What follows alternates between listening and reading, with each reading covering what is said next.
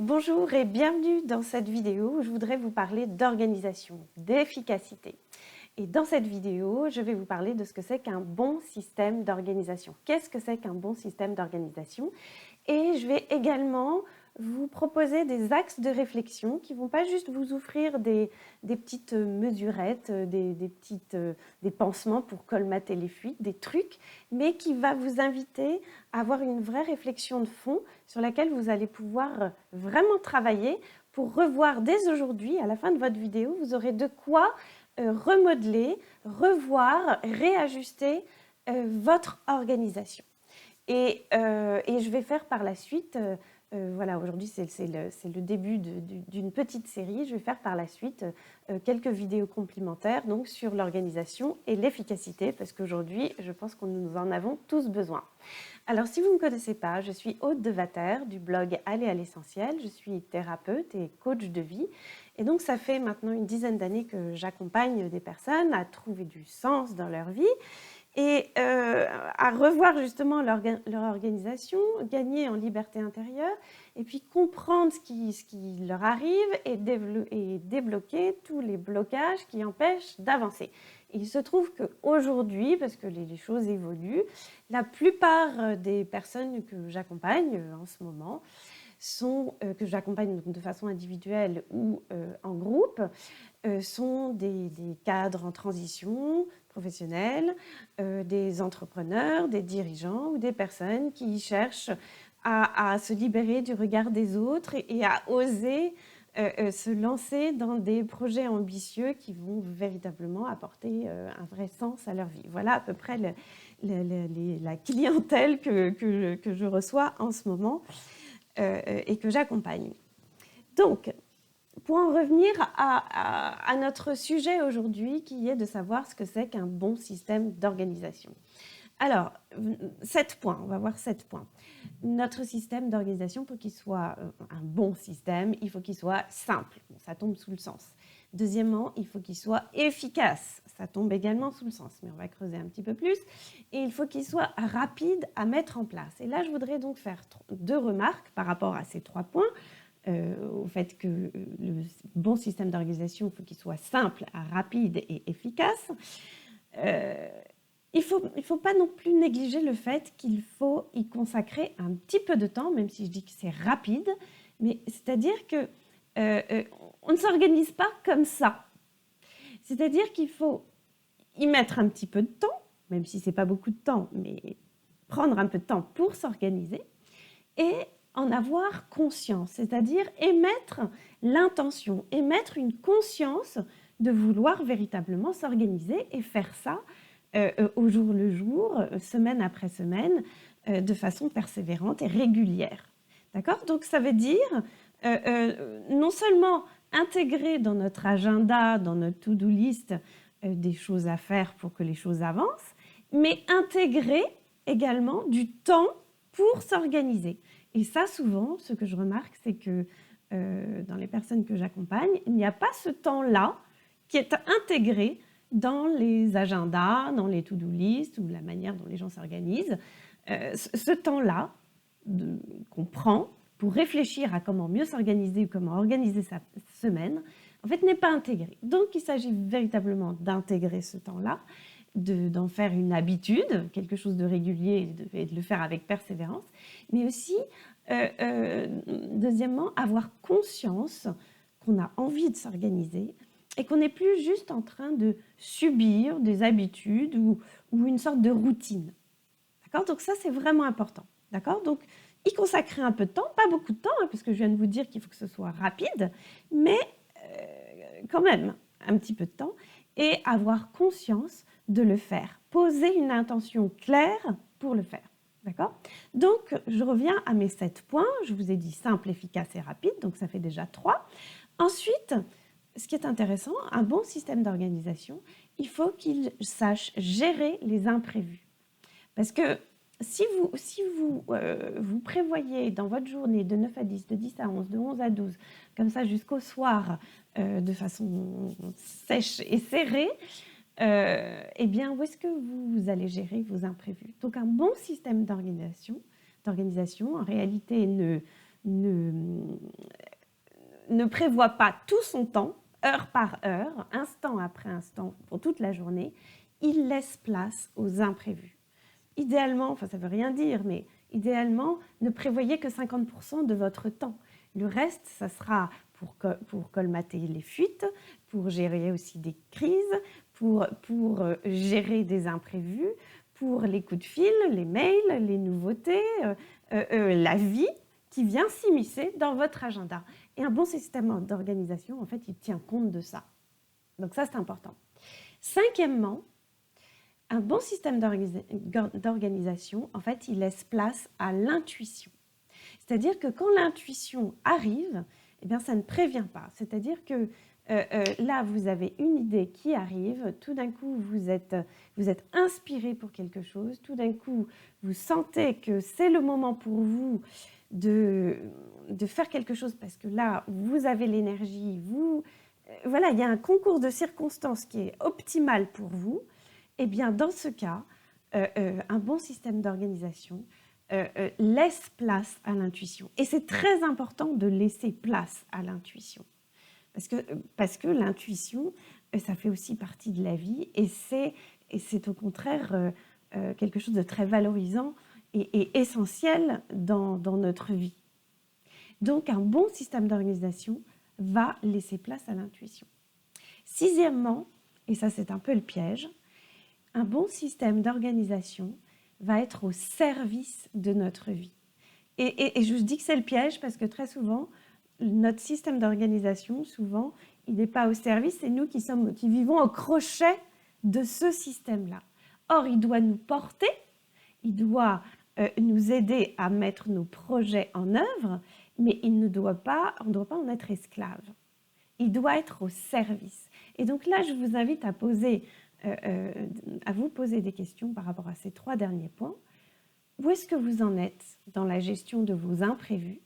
Est-ce que dans votre système d'organisation, vous savez gérer vos imprévus? Est-ce que vous les intégrez? Comment est-ce que vous les gérez? Donc déjà, explorez cette piste de réflexion-là et commencez à voir quels aménagements nécessaires vous pourriez mettre en place pour pouvoir accueillir ces imprévus.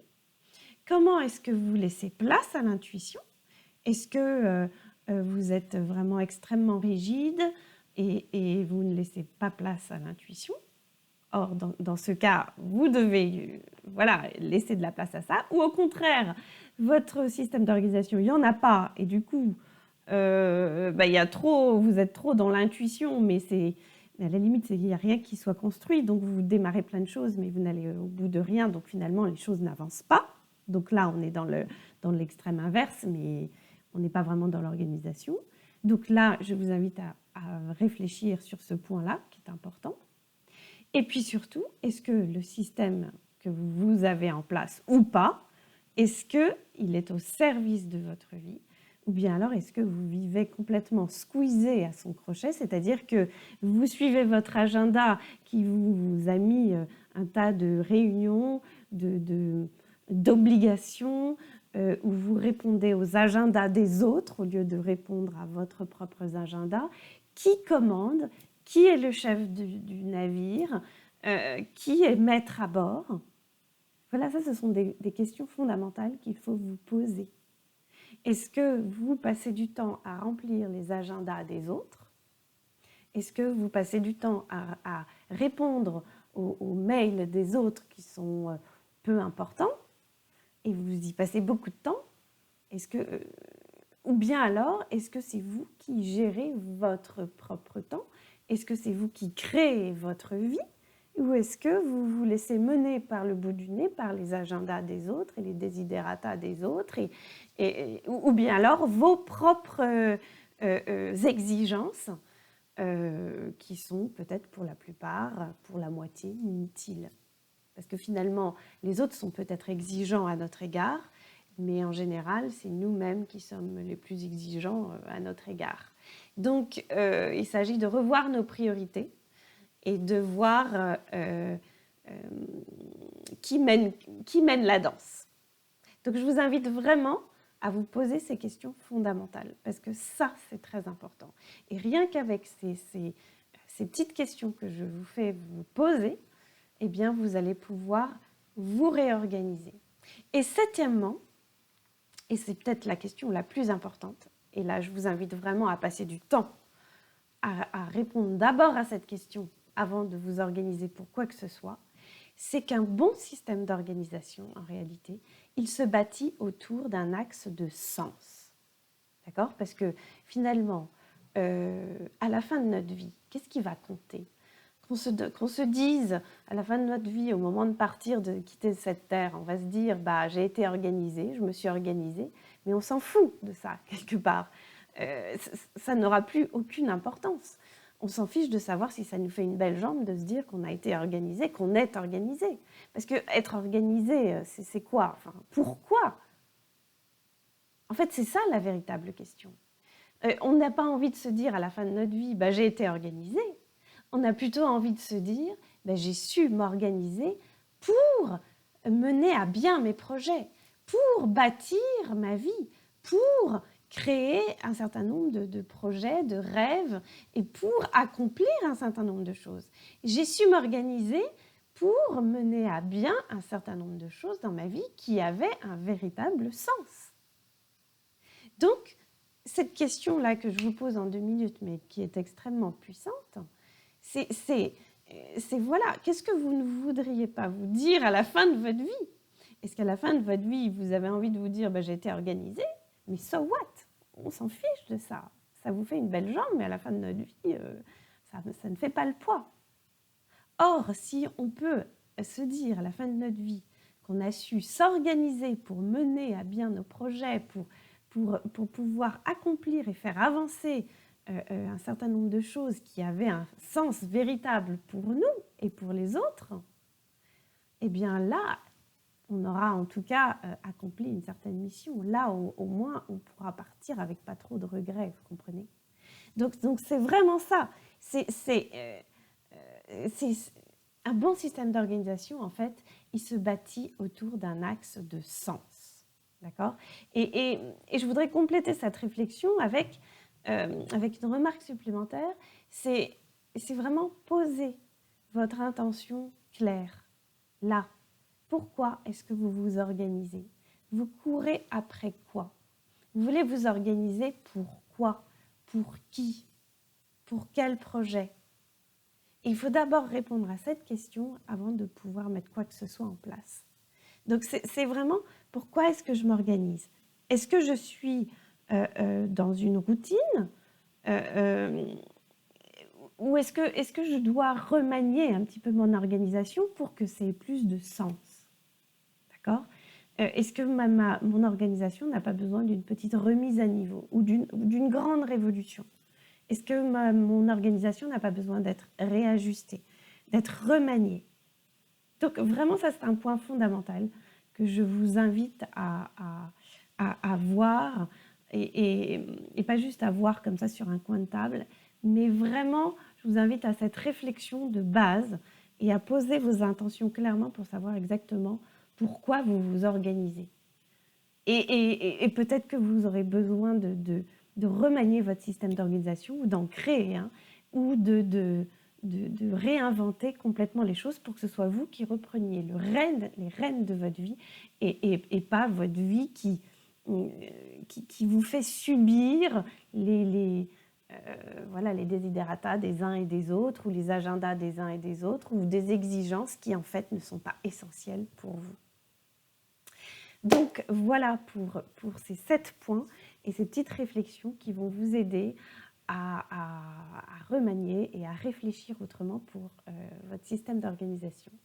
Je vous invite à partager cette vidéo si elle vous a semblé intéressante, pour la partager à d'autres, à me laisser vos commentaires et puis à aller faire un tour sur mon blog Aller à l'essentiel pour voir d'autres articles, d'autres choses qui pourraient vous inspirer. Et restez à l'écoute parce que je vais bientôt vous mettre une autre vidéo sur l'organisation, sur l'efficacité, qui va peut-être justement vous aider dans votre organisation pour aller plus à l'essentiel dans votre vie.